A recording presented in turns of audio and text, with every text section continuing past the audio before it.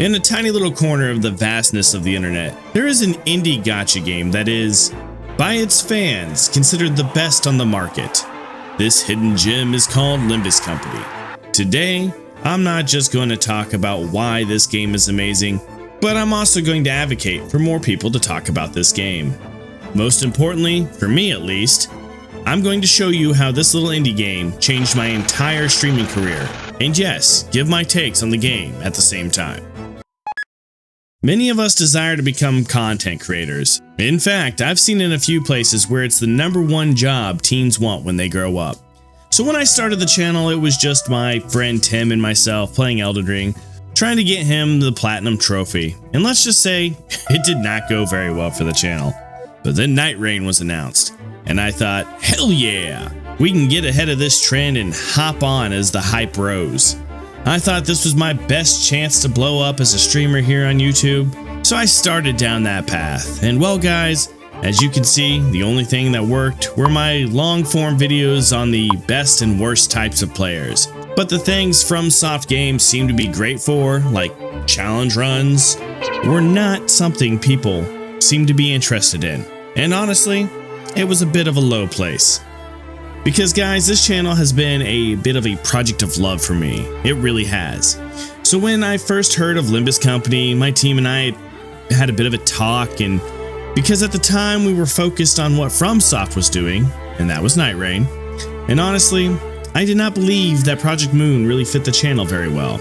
Its style was a bit too anime, it wasn't a Souls-like, and even though it was an RPG, it was a gacha game. All things I wasn't really doing on the channel. The problem was that it could be all for nothing. I could stream the game and still get 0 views. However, as I talked with my editor, hi Mons, he slowly convinced me to give the game a try. Because he was right. What did I have to lose, really? And so I took the proverbial leap and jumped into a game that is a roller coaster of learning curves, emotions, and a rabid fan base. So I, like 𝐜𝐤𝐬, leaped into the game. And those of you who found my channel through this first stream were just amazing. You cheered me on, and as a group, you stopped each other from spoiling things for me. And for that, I thank you. I did the whole first Kanto in one stream, and you guys showed up in numbers. We broke my active viewers in a stream, and so I went out and made my thoughts video on the first Kanto. And it's now my most watched video on the channel, and the single most subscribed video at that. Guys, I couldn't have broke these records without you. I also realized that a lot of you like to support your favorite channels, but feel like memberships don't get you anything. So I joined Amazon's affiliate program so you guys can get yourself one of the books that your favorite characters from Limbus Company come from, including 𝐜𝐨𝐬𝐿. Or we do have a store you can check out. Thanks for listening, and back to the video. Immediately when you get into the game, you get hit with amazing imagery. The one thing that anyone who plays the game can agree with is that the story is definitely the driving force behind what keeps people drooling over the game. Even though I had not read the book Metamorphosis, the body horror that enveloped the Kanto was on par with that of The Thing, The Blob, or even The Fly. There sure are a lot of thes in there. And then the twist with Yuri hits so hard for a new player like myself. And the Project Moon sphere of influence, and personally the horror aspect, is what kept me interested in the game long past the initial love of the visuals.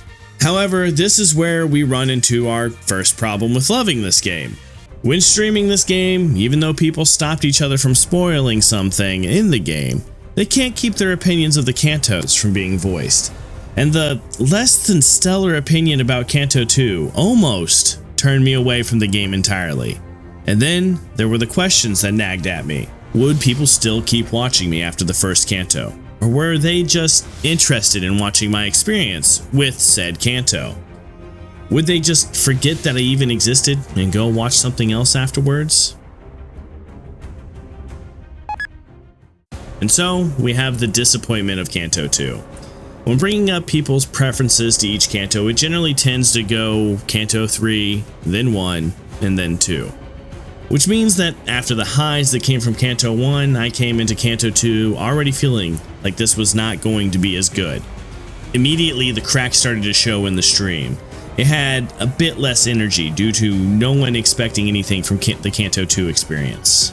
Less people seemed interested in the content, and I felt like it would end up being a one-and-done video like so many I've done before it. A bit of sadness started to well up within me, knowing that Kanto 1's story was done so well, but Kanto 2 seemed to lack focus or direction at all. And while it still had a bit of the horror there that helped me stay around, it seemed to go nowhere with its main character. I began to think that my fears were founded, and that the only thing people cared about from a new guy was what they thought of Kanto 1. To me, this is something that the community needs to fix, but then when all seemed lost, the end of the Kanto kicked off, and even though I didn't get that sick final boss fight, it pulled me back in, and the community still swelled with more people coming in to support the final efforts of the lacking Kanto. It was at this point, where all seemed low, that a few in the audience reassured me that yes, it was a bad Kanto for the main character, but this was essentially what they called an intervello. Even though this one was not officially, intervellos are something like they were added in later in the game to lighten the mood between the dark takes of the main Kantos. And with this knowledge, and of course all the people encouraging me to keep going, swearing that the next Kanto is where I would learn to truly love the game, I moved on. What would I find in Kanto 3? Would it be despair and a desperate uninstall and frustration? Or would I truly love the Kanto like those in the audience said I would? And I was surprised, not only at the story of this Kanto, but how we broke record after record during the streams. And we had 9 times more views than the Night Rain live streams ever had, from 10 viewers straight into the 90s.